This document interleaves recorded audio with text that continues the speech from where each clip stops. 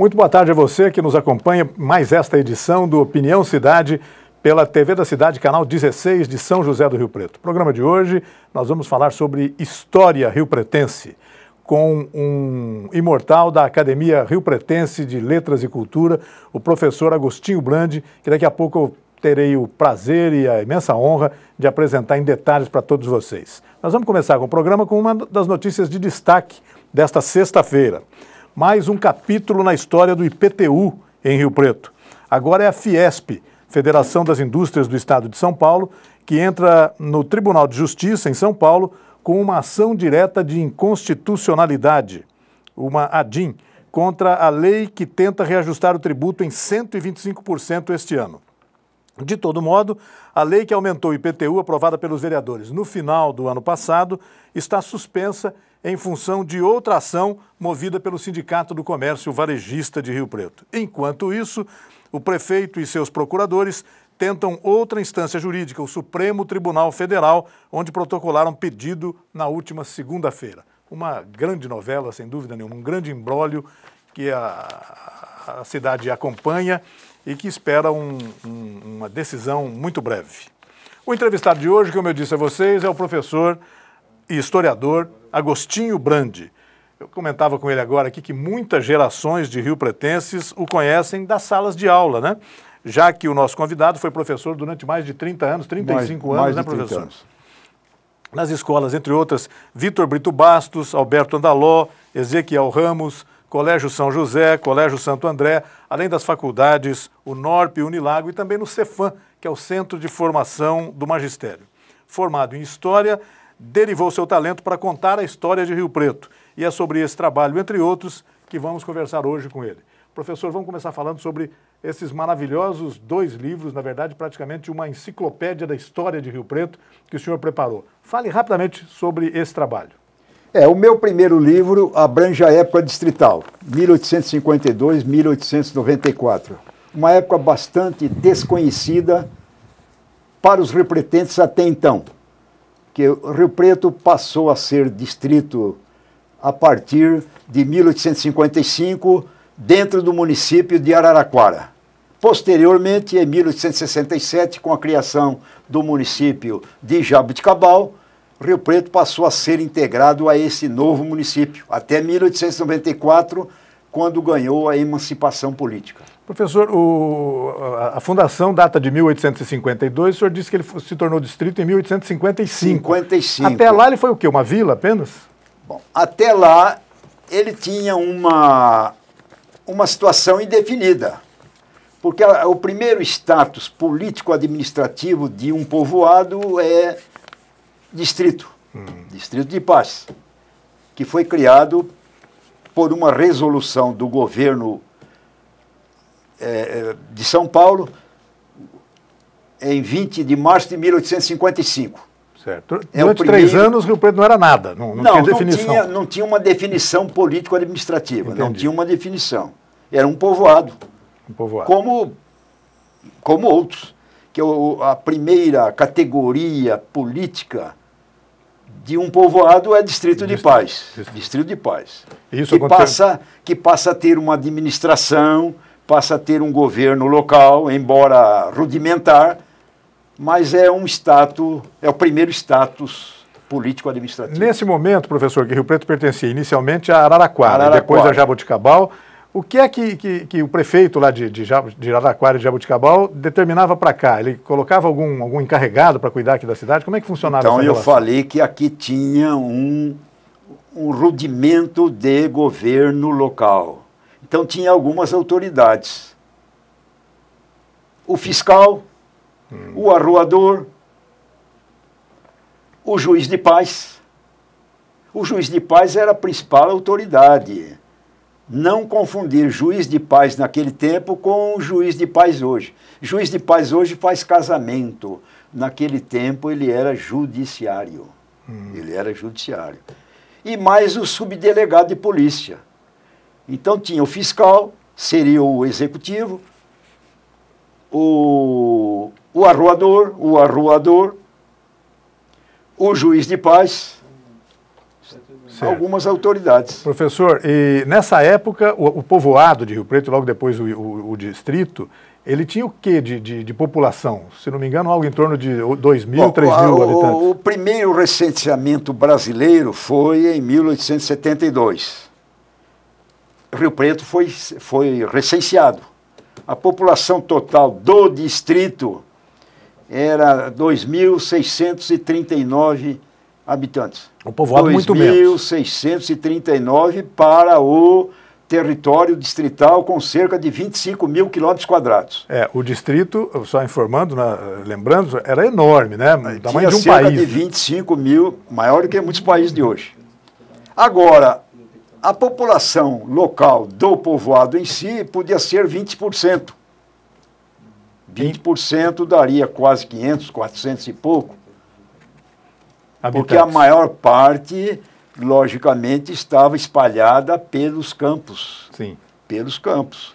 Então, era a mínima a população local do povoado. Mais ou menos 1.000 vezes menor do que hoje, 162 anos depois, né? É lógico. Tinha quantas casas ali? Tinha 50, 60 casas ali. 50, 40 casas espalhadas ali ao redor, ali, entre o Canela e o Borá. Entre as duas avenidas, Badibacite e Andaló, não é? Ali nasceu São José do Rio Preto. Sem dúvida, professor. E o passo seguinte da personalidade administrativa da cidade é a transformação em freguesia. E isso tem muito a ver com a participação da igreja. Explica para a gente. Aí se refere à presença da igreja no distrito através de um padre titular e efetivo. A freguesia foi criada pela Lei número 4, de 21 de março de 1879. Certo, já 20 anos depois da fundação. Então aí passou Só que o primeiro padre demorou para chegar aqui. Ele deve ter vindo aqui em 1882. Mesmo depois da criação da freguesia? Porque para cá ninguém queria... E padres não tinha muitos naquele tempo. A maioria ficava nos grandes centros. Então o primeiro padre, José Bento da Costa, deve ter vindo aqui depois de 1880, vindo de Jaboticabal. Professor, o senhor estava me dizendo que a transformação em freguesia mudou tudo, fez mudar tudo na cidade. Tudo. Por quê, professor? Porque a presença da igreja, através das atribuições dela próprias, então amplia demais a área administrativa. Por exemplo, aí passa a ter um cemitério paroquial, administrado pela igreja. A igreja também tinha competência para emitir certidão de nascimento, atestado de óbito e casamento. Só valia o casamento religioso. E, além de tudo, só poderia ter eleição onde havia um padre residente, só onde havia a presença da igreja. Quer dizer, freguesia ou capela curada. Capela curada, quer dizer, a capela que tem um cura, né? Que tem um cura, quer dizer que tem um padre titular. Então, a partir da freguesia, amplia a área administrativa com a presença da igreja. Professor, e da freguesia para se transformar em 1894 em município, nem tanto tempo demorou, 20 e tantos anos depois da criação da freguesia, da efetivação da freguesia com a chegada do padre, por exemplo, do pároco. Mas aí a cidade se evoluiu muito. Aí para município tinha algumas exigências quanto à população, por exemplo, quanto à existência de alguns prédios para a administração pública. Naquele tempo era em torno de 10 mil habitantes. Quer dizer, houve um grande crescimento demográfico. Houve um grande crescimento. A segunda segundo recenseamento foi em 1890.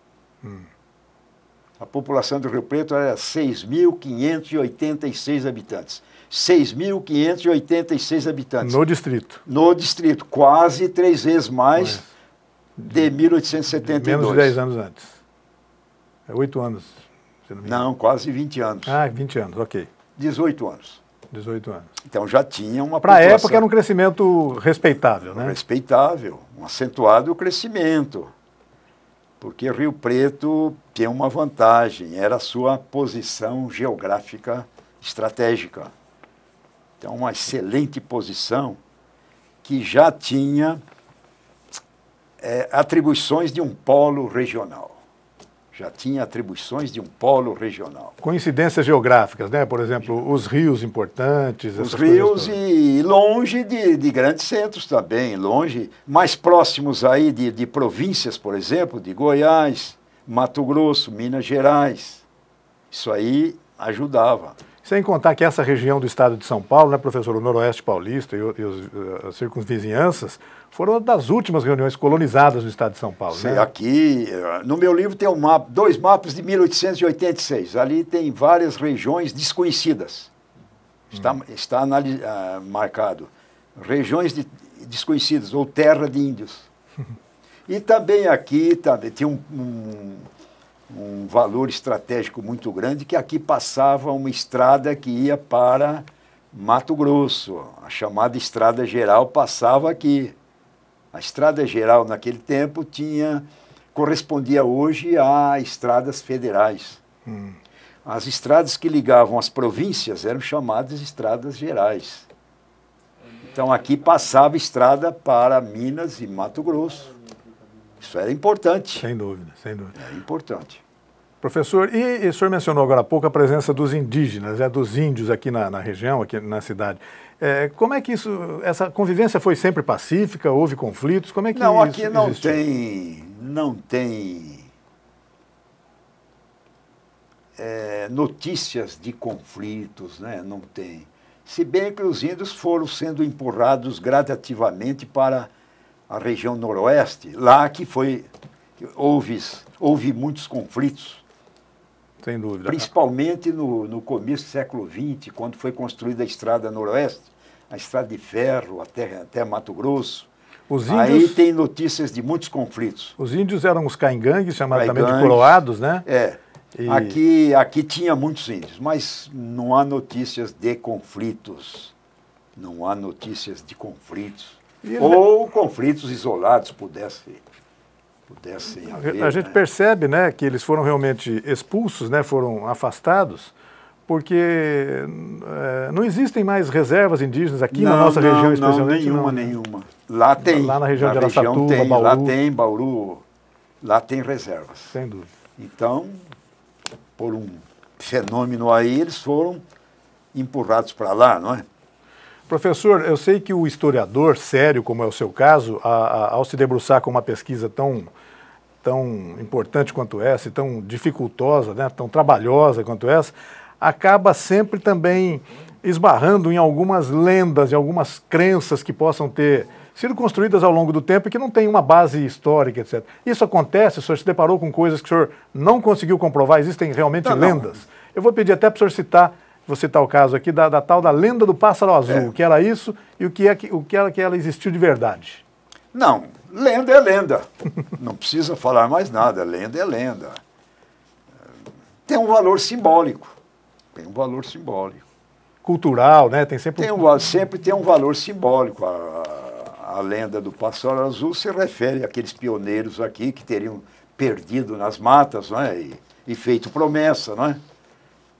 Isso, e aí um pássaro azul, uma ave azul, guiou de volta a civilização. A civilização, aí pode não ter sido... teria sido aí criado um outro patrimônio de São Vicente.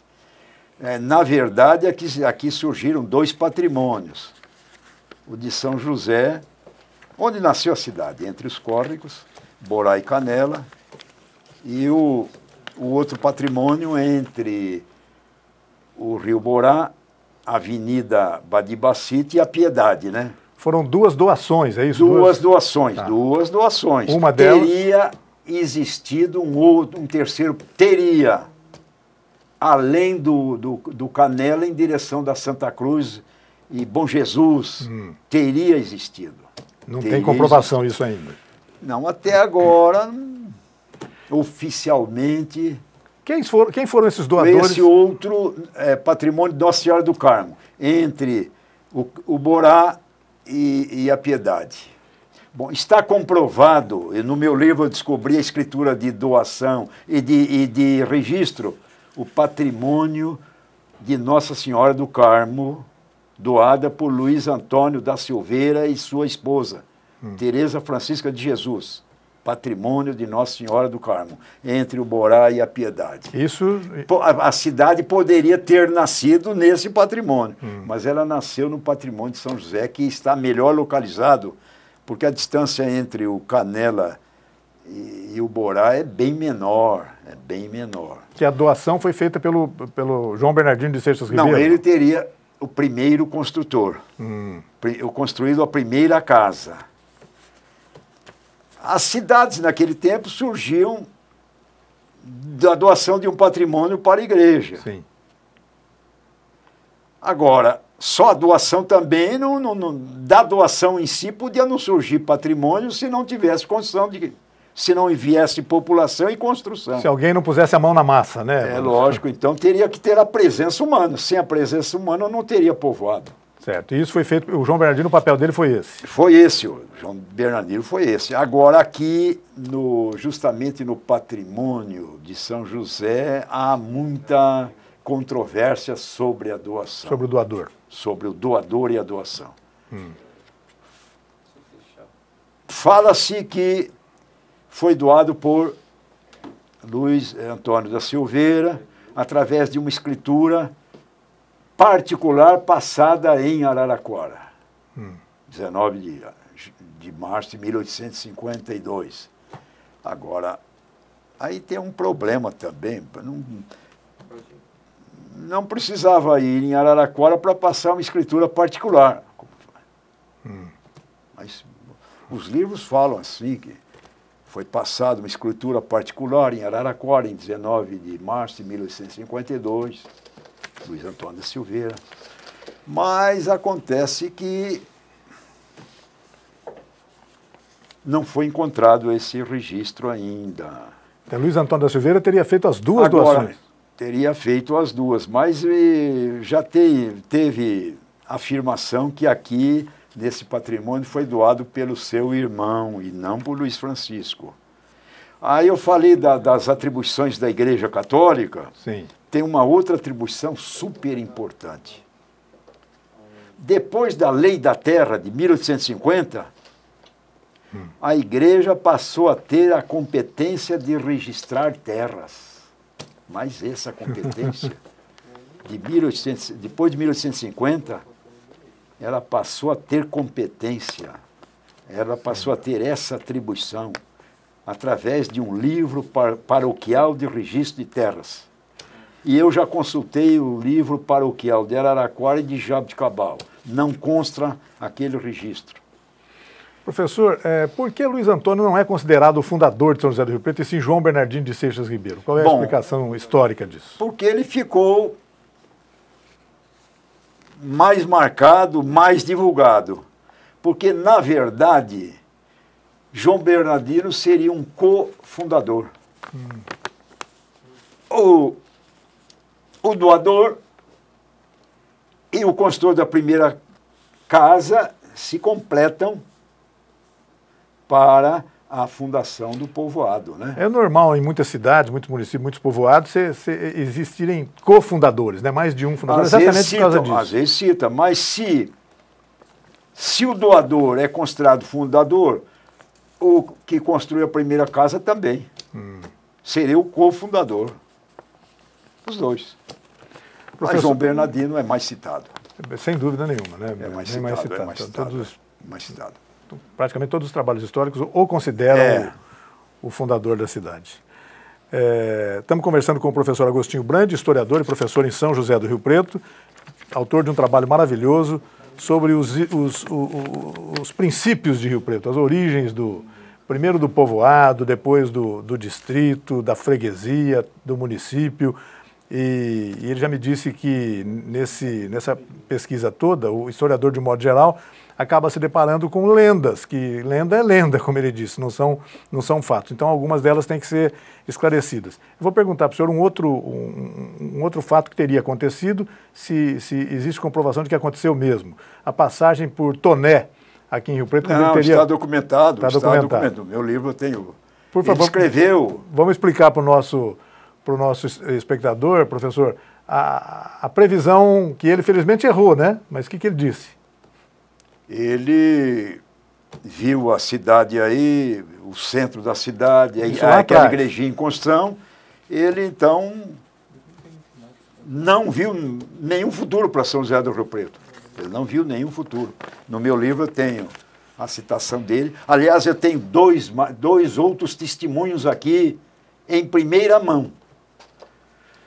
Em 1883 esteve aqui o juiz de direito de Araraquara, escreveu um relatório para o governador da província de São Paulo e deu as impressões sobre São do Rio Preto. E aqui também, em 1884, na província de São Paulo, escreveu um artigo, um camelô aqui italiano, Peregrino Benelli, dando a impressão sobre São José do Rio Preto.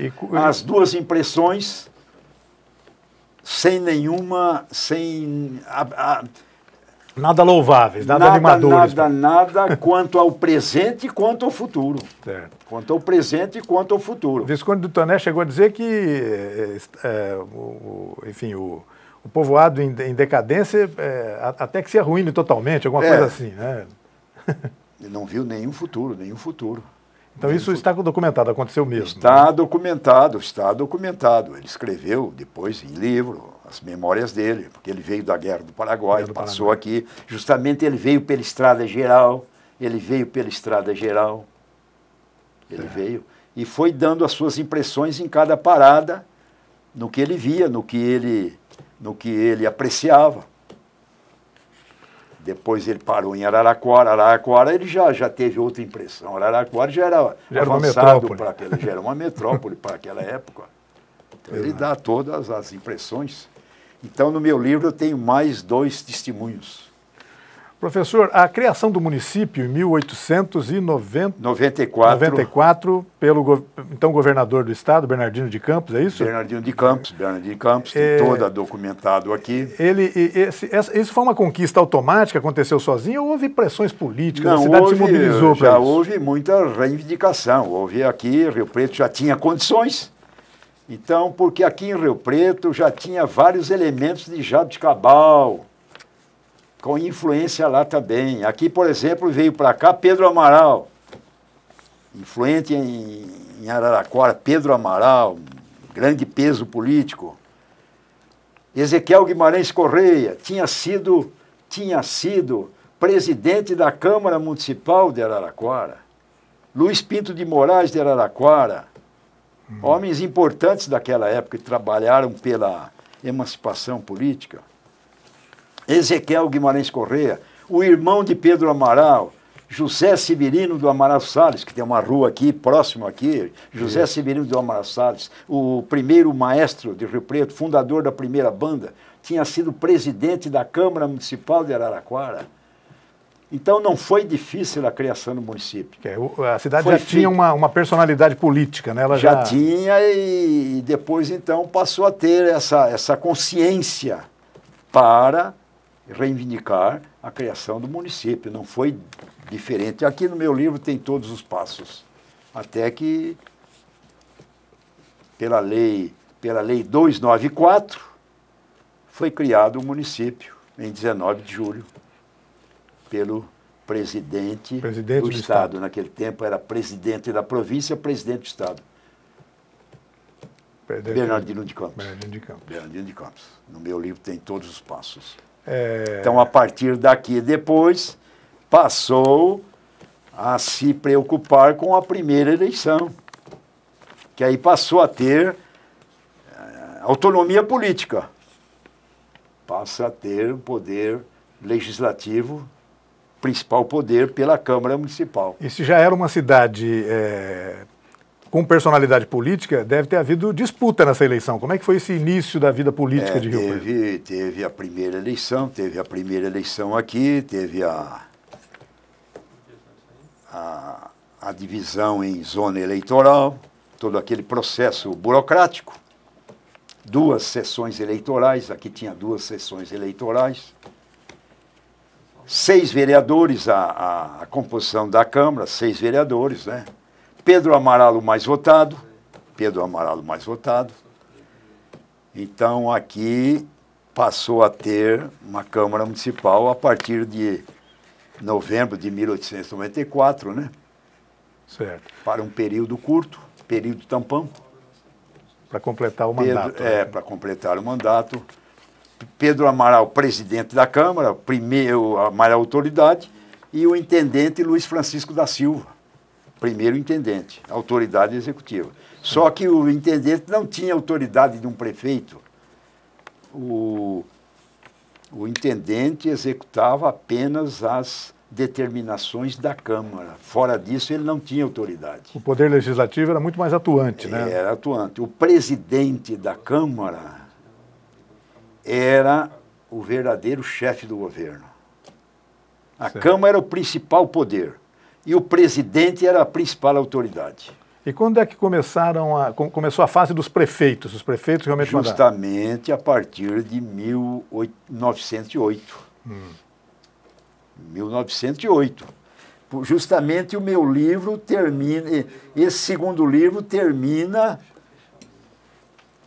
a partir, com o fim dos intendentes. O ciclo dos intendentes. O ciclo dos intendentes e a criação da comarca. Então, a partir de 1908, janeiro, prefeitos. Certo, aí começaram os prefeitos. Quem foi o primeiro prefeito? O primeiro prefeito foi Guimarães Correia, o capitão Guimarães Correia. Aliás, coronel Adolfo Guimarães Correia, primeiro. Aliás, ele foi prefeito várias vezes. Era muito comum acontecer isso, né, professor?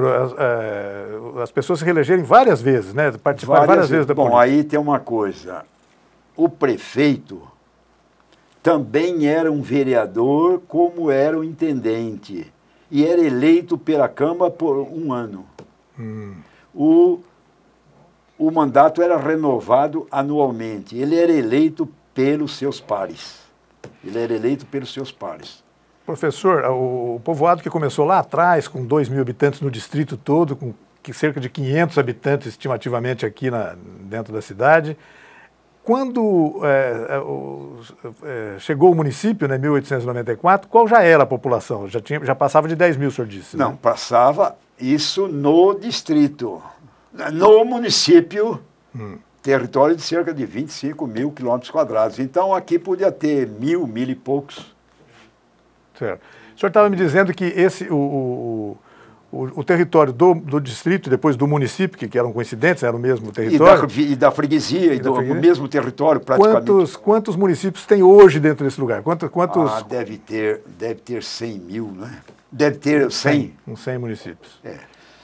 Eu li outro dia num trabalho aqui que num raio de 100 quilômetros tem 97 municípios. Li um trabalho há poucos dias, pouco tempo. Num raio de 100 quilômetros tem 97 municípios. Municípios hoje como Uchoa, eram todos distritos de Rio Preto. São José do Rio Preto. Os limites eram os rios Paraná, Grande, Tietê, Turvo e Cubatão. Cubatão é um riacho. Paraná a oeste. Grande. Ao norte, Rio Grande. Ao sul, Rio Tietê. A leste, Rio Turvo. Rio Turvo. Então, é nesse território. É muito grande. Grande mesmo. É muito grande. Como o senhor disse, maior do que muitos países de hoje. Maior do que muitos países. Fico imaginando como é que era difícil administrar isso. Era difícil, sem dinheiro, né? Sem comunicação, difícil de chegar até um ponto extremo, muito difícil. Era muito difícil. Poucas estradas. Isso aí só foi gradativamente. Agora, também com o tempo, no final do século XIX, já tinha surgido vários outros povoados. Vários outros povoados. Aqui dentro do município. Certo. Então foram surgindo povoados. Itapura, Tanabi, Ibirá, Havaiandava, sem dúvida. Itapirema, vários que, por sua vez, foram sendo transformados em distritos de paz. E aí, essa é a E, posteriormente, numa outra etapa, novos municípios. Aí passa aos desmembramentos. Então, Rio Preto, o município vai sendo reduzido gradativamente. Isso. Hoje o município tem 400 e poucos quilômetros quadrados. Num processo de 25 mil, hoje tem 400 e pouco. Um processo que não parou, né? O último desmembramento, se não me engano, deve ter sido de Ipiguá, né? Não, esse processo... Então, pode ser que... Schmidt. Pode ser que o próximo seja Schmidt, né? Pode ser. Então, esse processo, a partir de 1909, começaram as emancipações políticas dos distritos. Não parou mais. Aí não parou mais. Diminuiu um pouco agora, mas vamos ver se para. Então o município de Rio Preto é muito pequeno. Você viaja aí, você já vê limite de município. Exatamente. Próximo. Muito próximo. Então... Professor, eu vou pedir licença para o senhor um minutinho só para a gente fazer um rápido intervalo e a gente volta daqui a pouco para continuar conversando sobre esse assunto fascinante que é a história de São José do Rio Preto. Cidade, município, cidade, na verdade, que no próximo dia 19 de março completa 162 anos de fundação. Até já, a gente volta já com Opinião Cidade.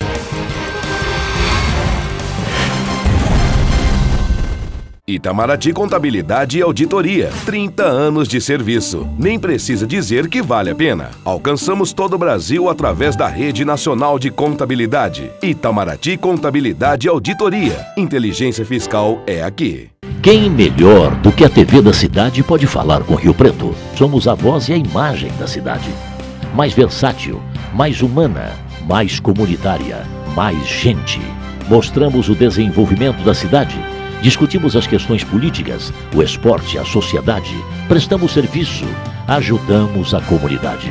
Estamos no ar 24 horas, de olho em Rio Preto, informando e divertindo. Seja nosso parceiro cultural. Acesse www.canal16.com.br. O nosso e-mail é tvdacidade@hotmail.com. Telefone 3212-2829. Fale com a gente. TV da Cidade. A TV que é sua e da cidade.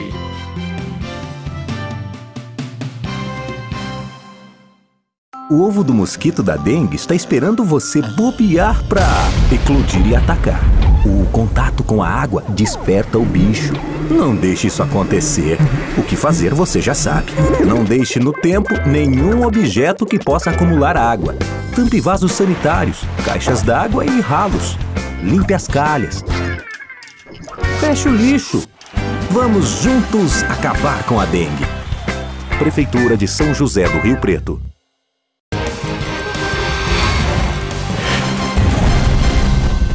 Estamos de volta com Opinião Cidade, conversando hoje com o professor e historiador Agostinho Brandi, que nos está brindando com uma aula aqui sobre a história de São José do Rio Preto. Ele é o autor desses 2 livros que vocês viram aí, que trata com muita documentação, com farta documentação, com transcrição de documentos ao longo de todo esse tempo, desde o período da fundação do povoado até esse segundo livro dele sobre a criação da comarca, que é um assunto que nós vamos também conversar daqui a pouco. Mas antes disso, eu gostaria de pedir que algumas imagens captadas nos livros aí do professor Agostinho fossem exibidas agora. O professor vê ali e nos ajudar a entender a importância desses documentos, professor. A primitiva capela, essa né? É a primitiva capela. A construção dessa capela que o Toné viu quando esteve aqui em 1867, que ele comenta. Desanimou há uma pequena capela em construção. Certo.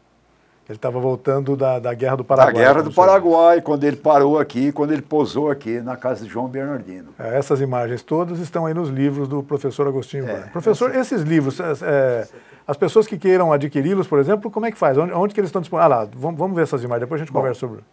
Essa foi a primeira professora de São José do Rio Preto, da primeira escola criada pela Câmara Municipal em 1895. Essa aí era esposa do João Batista França, Dona Gertrudes Augusta do Amaral Salles. Era sobrinho de Pedro Amaral, filha de José Severino do Amaral Salles. Primeira professora... Primeira professora nomeada em 1895. Primeira escola municipal. E ali, professor? Ali é Bernardino de Campos. Ah, Bernardino de Quase Campos. não tem imagem dele aqui em Rio Preto. Bernardino de Campos. Bernardino de Campos, que era o presidente do Estado. Presidente do Estado. O seu filho também foi presidente do Estado. Ah, Nós vamos ver ainda. Carlos de Campos. Carlos de Campos. Carlos de Campos foi presidente do Estado nos anos 20. Certo. São essas as imagens, então, que... Não, tem mais imagens aí. Tem, eu acho que não estão disponíveis ali, professor. Mas... Ah, não, tem sim, ali, vamos ver. Tem. Olha lá. Esse aí é totalmente desconhecido em Rio Preto, São José do Rio Preto. É o deputado Adolfo de Matos Coelho, autor do projeto de lei que criou a comarca. Ele apresentou em 1897. Ele não tinha nada a ver com o Rio Preto, é um deputado de outra região do Estado. Ele teve votos aqui, Ah. ele se fixou também em Araraquara e Jaboticabal. Ele casou em Jaboticabal. E depois, definitivamente, ele ficou em Mococa. A família dele, Mococa, criou duas instituições famosas. O Banco F. Barreto, que teve filial em Rio Preto, e o Laticínio Mococa. Sim, que tá aí, existe até hoje. Existe até hoje, mas não deve ser da família. É. Adolfo Coelho de Matos, autor da lei que criou a comarca de São José do Rio Preto. Pode passar. Então, isso, agora. Essa foi a primeira sede da Câmara Municipal de Rio Preto em 1894. E anteriormente tinha sido a residência do padre José Bento da Costa, o primeiro vigário de Rio Preto. Lembrando que, como o professor disse agora há pouco, a Câmara era a principal instância administrativa da cidade. Primeira né? instância. Ali também foi a primeira sede da comarca de Rio Preto a partir de 1904. E aí, professor? Esse foi o último intendente de São José do Rio Preto, o último intendente. Antes da fase dos prefeitos. Antes da fase dos prefeitos. Emílio de Castro. Emílio de Oliveira Castro. Primeiro, o último intendente, durante quase 8 anos, o último intendente de São José do Rio Preto. Aí nós temos um traçado urbano, Aí é isso? é o mapa de Ugolino, um vulto na história de Rio Preto. Quero conversar com ele daqui a pouco também sobre isso com o senhor. Primeiro urbanista de São José do Rio Preto, primeiro urbanista. Fez o primeiro levantamento urbanístico de São José do Rio Preto entre 1893 e 95. Aí a fotografia dele. Era italiano, né, professor? Engenheiro italiano de Florença. Como é que ele veio parar aqui em Rio Preto, professor? Ele anteriormente trabalhou em Jaboticabal, tudo documentado no meu livro. E ele veio aqui a serviço do padre José Bento, que patrocinou o levantamento topográfico e urbanístico dos 2 patrimônios de São José e de Nossa Senhora do Carmo, que era da igreja. Ele foi contratado pela igreja. Por isso ele veio e acabou dando Ele uma veio e grande ficou por aqui. contribuição. Mas ele trabalhou na região, depois trabalhou no Triângulo Mineiro. Ele esteve alguns anos afastado de Rio Preto, permanecendo em Uberaba. Perfeito. Bom, são fotografias que estão aí nos livros do professor Agostinho Brandi. Aí é uma foto rara do cemitério da Vila Maceno desativado.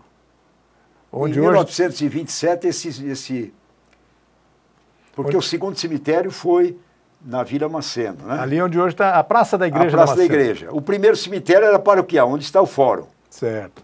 Onde está o fórum. Sem Primeiro cemitério que era da igreja. Esse foi o segundo. Esse aí foi o primeiro professor masculino nomeado para São José do Rio Preto em 1907. Quem era primeiro professor aí. Daqui a pouco o senhor se recorda o nome. É muita data e muito nome, né, professor? Muito nome. Ele veio. O prédio da Câmara é outro mapa, né? Ali foi escola, Câmara e sede do Fórum. O prédio da Câmara, né? Aí a famosa traçada da Estrada do Taboado. A Estrada do Taboado ligava Jabuticabala a Mato Grosso, atravessando todo o estado de São Paulo, grande parte do município de Rio Preto. Passava dentro de Rio Preto, né? Era, pelas palavras do Euclides da Cunha, a primeira rodovia moderna do estado de São Paulo. Professor, só voltando... Em linha reta, praticamente em linha reta. Mas ela não foi terminada oficialmente. E era importante isso para a época, porque era por ali muito que passavam as boiadas, por exemplo. Muito né? importante, as muito importante. Boiadeiras, né? Um ponto estratégico. Sem dúvida. Um terreno estratégico. Sem dúvida. Professor Agostinho, nós temos... Rio Preto nasceu, né, na época, em plena escravidão, não é isso? Em plena escravidão. Como é que foi essa relação dos senhores de escravos com o princípio da cidade? Nessa época chegou a haver conflitos. Como é que isso funcionava, professor? Acontece que a escravidão aqui no nosso distrito era diferente de outros centros históricos, da área açucareira, por exemplo. A origem da escravidão em São José do Rio Preto está ligado à vinda daqueles pioneiros mineiros que trouxeram seus escravos. João Bernardino, inclusive. Todas aquelas famílias mineiras tinham escravos, inclusive João Bernardino. Então eles trouxeram de Minas Gerais, que eram os escravos familiares. Então aqui, como tinha uma economia primitiva, ou de subsistência, ou através da pecuária, as atividades escravocratas eram quase de mão de obra livre. Não era uma economia de mercado, uma economia sólida. Então a escravidão aqui tinha características diferentes daqueles centros tradicionais. Sem dúvida. Eram mais considerados agregados. Certo. Quase não existiu a escravidão, porque nos termos... Não, aqui teve, no primeiro recenseamento brasileiro de 1870, foram recenseados 209 escravos. 105 homens e 104 escravos. 105 homens e 4 mulheres. Mas, como eu disse, a escravidão aqui era bem diferente do resto do Brasil. Professor, é verdade que o fundador, João Bernardino de Seixas Ribeiro, chegou a ter filho com escravos aqui? Isso está documentado ou não? Ou é uma fofoca? Isso aí não era só em Rio Preto, isso aí era muito comum em todo o Brasil. Entre os senhores e Era muito comum, isso aí era muito comum, isso aí era muito comum, isso aí não é... E João Bernardino foi também um comerciante, né, nos princípios da cidade, Foi comerciante, emprestava dinheiro. No meu livro tem imposto que ele pagava, tem a loja dele aqui, registro da loja dele lá em Araraquara. A loja dele aqui ficaria na Rua Tiradentes, onde hoje é Rua Tiradentes? Rua Tiradentes, aqui tem a casa dele, aqui a primeira casa, aliás, a segunda casa que ele reformou, praticamente construiu nova. Então ele foi o principal comerciante daqui naqueles primeiros anos. Foi o principal comerciante. Puxa vida, era um empreendedor então. Também. E era também grande proprietário de terra. Ele comprou terras em grande quantidade aqui ao redor. Ao redor, a última grande gleba dele aqui, que ficou dentro da cidade, era a Fazenda Macacos, que passou para a Dona Avenida, não é? Isso. E depois foi retalhada, não é? Então ele foi um grande proprietário aqui. No cartório local tem o livro de escritura, tem as transações dele aqui e de outros. Nessa época, professor, no século XIX, no final do século XIX, antes do século XX, até pela própria incipiência, né, da colonização da região, existiam grandes latifúndios, né, e até terras não registradas, né, era de quem chegasse, é isso? Poderia ter, porque terras devolutas. Terras devolutas. Terras devolutas. Terras devolutas. Então, praticamente predominavam as grandes proprietárias. As grandes propriedades. Você vê aí registros aí de 500 alqueires, 800 alqueires, 1.000 alqueires, 2.000 alqueires. Isso é muito comum. Isso. Depois, no século XX, isso aos poucos foi mudando. Foi sendo retalhado. Por então, herança, por... É lógico. É natural que aconteça. É lógico. Então, só predominavam as grandes propriedades. Isso era natural. E em todo o Brasil. Essa é a história do Brasil, né? Em todo o Brasil. Professor, agora vamos dar um salto de alguns anos aí para falar de Ugolino. Ugolini, né? O italiano que ajudou a desenhar esse perfil urbano de Rio Preto. Rio Preto, ele fez o primeiro levantamento topográfico, urbanístico, completo de São José do Rio Preto. Existe atribui-se a ele, não sei se isso é verdade, me parece que não, que ao longo de toda a região, onde hoje fica a Rua Bernardino de Campos, por exemplo, do centro da cidade até a região do cemitério lá da Macena, ele planejava fazer uma grande praças... Avenida teria. Avenidas, com então grandes praças. Isso aí. Inspiradas, inclusive, em Buenos Aires, em coisas do gênero. No meu segundo livro, eu trato disso aí. Isso porque é verdade? Tem uma particularidade. Todos os quarteirões têm a medida de 88 metros. Toda a área regular do centro histórico e depois para os bairros, a metragem oficial é 88 metros. 88 por 88? 88. Era quadradinho, a cidade foi... na maior parte. Na maior parte. Mas tem uma particularidade. Entre a Bernardino e a Voluntários, tem 66 metros, de ponta a ponta. Só que lá no local nós não percebemos. Parece tudo igual. Mas tem 66 metros. Puxa, então, bem daí falar que ele projetou uma grande avenida. Uma grande avenida, de ponta a ponta. Agora, isto aí, até agora não foi comprovado, porque ele deixou muita coisa escrito.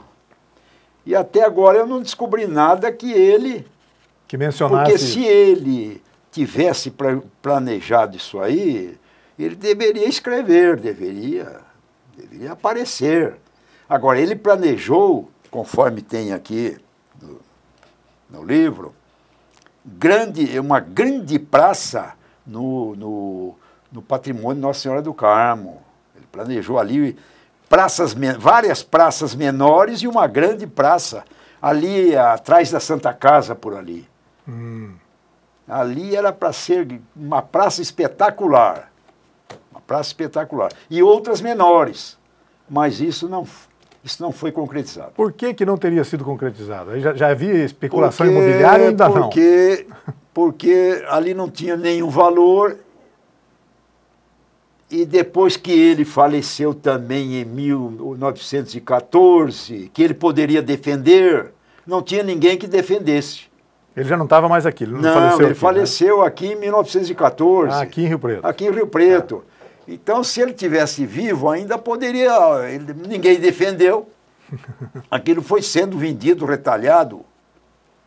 Sem dúvida. Então, desapareceu. Agora, não há comprovante ainda sobre o projeto de avenida no centro da cidade. Ali no centro da cidade. Não há comprovante. Dizem, inclusive, que seria uma avenida muito arborizada. Não, mas seria espetacular se seria muito bom se tivesse acontecido. Já pensou no centro ali, uma larga avenida com 66 metros, arborizada?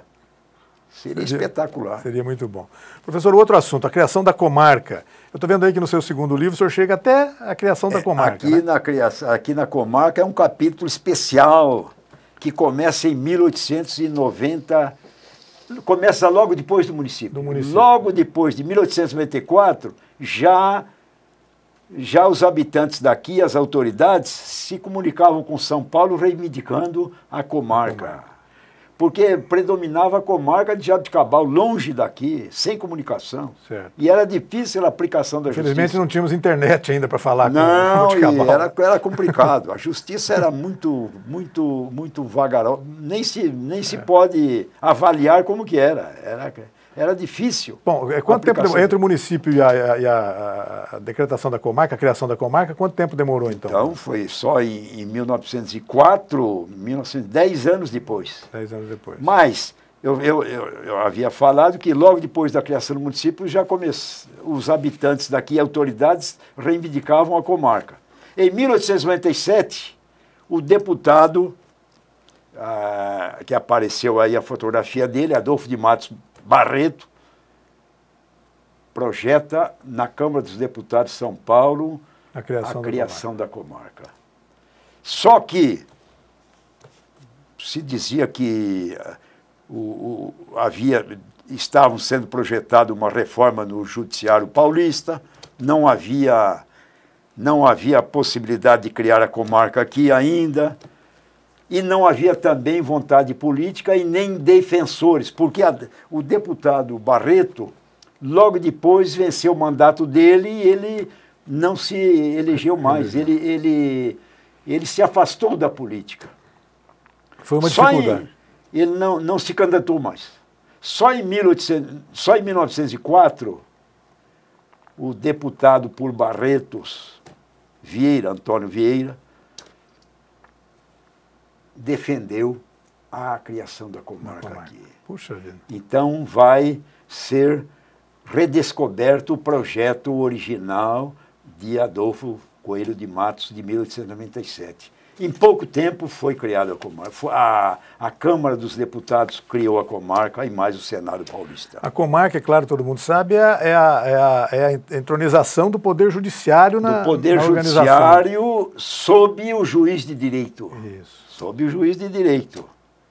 Até então eram princípios rudimentares, né? Havia um arremedo de judiciário, havia um arremedo de judiciário. A própria igreja dava Então tinha que depender de Jaboticabal. Certo. Então aqui passou a ter o juiz de direito, um júri, um corpo de jurado e mais o promotor público. O senhor considera, bom, sem dúvida, né, a criação da comarca um fato histórico tão importante quanto o município? Mas é lógico, super importante, super importante. Vai dar ao município uma categoria muito grande, um status muito maior. E eu imagino também que a comarca fosse enorme também, né? Muitos municípios que hoje são comarcas pertenciam aqui à comarca de Rio Preto. Pertencia a Rio Preto. A comarca era 25 mil quilômetros quadrados. Nossa, continuava desse tamanho também, porque o processo de desmembramento começa em 1909. 1909, 1910 é que o município passa a ter outros municípios. Vai sendo reduzido o território municipal. Então, quando a comarca foi criada em 1904, era ao mesmo tamanho do município, 25 mil quilômetros quadrados. Professor, e qual foi o papel? Daqui a pouco eu vou perguntar para o senhor por que Rio Preto cresceu tanto nesses últimos 160 anos. Mas já tem uma pista aqui. A chegada dos trilhos da Estrada de Ferro em 1912 também teve um papel preponderante nesse processo. Também nem se fala. O principal meio de transporte e comunicação, o mais moderno de todos até então, ligando a Santos, ao principal porto de exportação. Há 2 anos atrás, a Estrada de Ferro fez 100 anos, né, aqui em Rio Preto. Fez 100 anos. E outra coisa, ela ficou parada aqui até 1933. Ela ficou parada aqui em Rio Preto. Então aqui ficou a ponta dos trilhos. A boca do sertão. Toda a produção agrícola canalizava para São José do Rio Preto. E daqui ia para Santos. Daqui ia para Santos, para São Paulo, para outros centros grandes. Então isso aí é super importante como marco para o progresso de São José do Rio Preto. Professor, analisando tudo isso, todos esses acontecimentos históricos aos quais o senhor se dedicou tanto nesses últimos anos, os seus livros demoraram, na verdade, cerca de 10 anos para serem escritos, né? Cada um. Imagino todo o trabalho que o senhor teve para fazer isso e, graças a Deus, alguém fez, né? Vai legar um trabalho desse para a história de Rio Preto. Mas, de um modo geral, por que Rio Preto cresceu? Quais são os fatores que transformaram aquele vilarejo, aquele povoado que o Visconde de Toné chegou a se frustrar ao vê-lo, A decepcionar. a se decepcionar, se transformou num dos grandes municípios brasileiros e com grande qualidade de vida e com grande potencial de crescimento. O que é que aconteceu com essa cidade? Bom, aí, primeiro lugar, a posição geográfica estratégica. Próximo a alguns estados, longe de outros centros. No começo aqui eu falei, havia estrada geral, atraindo sempre maior número de pioneiros, a criação do município, a criação da comarca, a estrada de ferro, um fator fenomenal, fator espetacular. Bom, a estrada de ferro veio em 1912. Aqui tem um fator econômico muito grande. 1929, crise grave. Crise mundial. Crise mundial. É muito conhecido aqui as consequências no Brasil. O café é a principal riqueza agrícola. Dependia a maior parte das exportações. O café, Sim. totalmente desvalorizado. Aqui teve um fator super importante. Passa a ter o algodão. Uma produção fantástica e ele vai se expandir por vários municípios. Sim, toda a região, todo o Noroeste todo Paulista. o Noroeste Paulista. Chegou a ser os maiores produtores do Brasil, né? Uma das Do maiores Brasil. produtoras do Brasil.